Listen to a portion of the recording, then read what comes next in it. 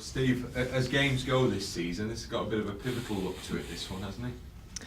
Oh, it's a huge game. There's no disputing that. Now they become, teams are in single figures, and if you can win a game against somebody in the bottom half of the division, then of course we all know what that can do for you. So, a big game for both clubs, and and if we can win it, it would set us very nicely for the most pivotal couple of weeks. I think we've got back-to-back away games after this one in quick succession.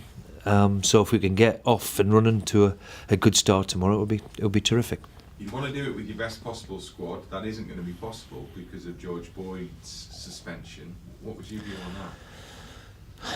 Well, we're all totally, absolutely disappointed for George to start with. And anybody who knows George, and I've had the privilege now to manage him for the best part of a year, know for a fact that he would never ever spit at anybody deliberately. No chance. It's not in his makeup. He's horrified with the charge, George is, genuinely horrified. But the way the rules are, and the way they've done it, and I can see it on the television, and you can see cameras, that there's a bit of saliva come out of his mouth. That's not deliberately spitting at somebody. He's shouting at him, and it's come out of his mouth. And I'm 100% behind him, because I know that's the truth. The problem is we can't go down and see anybody. We can't be represented on this commission. We don't know who sat it, who took it. We had 3 referees on Monday morning saying that, in their view, he deliberately spat at him. And we're just totally disappointed that the whole system, for me, again, needs looked at. Joe Hart, rightly so, nothing against him. I've got nothing against Joe Hart, but how does he get away unpunished if you're going to do George Boyd? And as I said, for George himself, he feels that strongly about it. If there was legal action to take, you take it, because it's accusing of something which not in his makeup at all. Now, I've managed certain players where you would say, okay, he's capable of it. Certainly not George Boyd.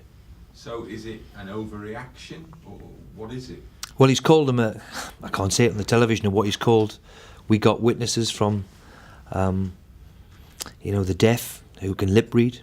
We all understand what he's saying and what he's calling Joe Hart at the time. Joe Hart, last Saturday, comes out and says that he didn't deliberately spat at him. You know if somebody spits at you, and he's only a foot away.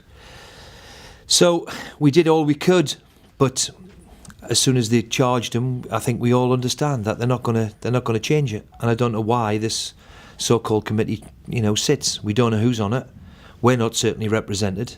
And for me, we don't get a fair hearing of it, because I'll reiterate again, George Boyd has not got that in his locker to deliberately spit at somebody, and that's what he's been accused of and found guilty of, and quite rightly so. We're aggrieved by it, but no more so than George, who is deeply upset about the whole situation. So the system needs to be certainly looked at. How can you? It's like a kangaroo court sitting. We don't know who's on it. Who makes the decision? Who's accountable for it? We just get a decision that the FA are charging us by 3 referees who looked at it. And of course, they're going to find them. They're not going to go against the other 3, are they? So we feel rightly aggrieved of the whole situation.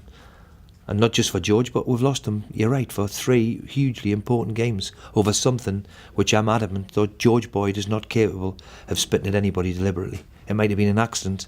We've all seen that, but we showed pictures of Joe Hart shouting and bawling at him and the saliva coming out everywhere. So, unfortunately, he's been a victim by television and trial by cameras and all the rest of it. But I'll 100% defend him, because I know for a fact he wouldn't do it. Now you've got to put all that behind you, though, haven't you? Well, it's done. We have to accept it. We're outraged yesterday when it comes through, because all the plans of all week were just waiting while we think, hang on a minute, I was going to start George Boyd. He's been terrific in the last 2 games he's come on, so he'd have been starting tomorrow. So everything's been put back on hold since we've had to wait for the decision of, is he going to play or not?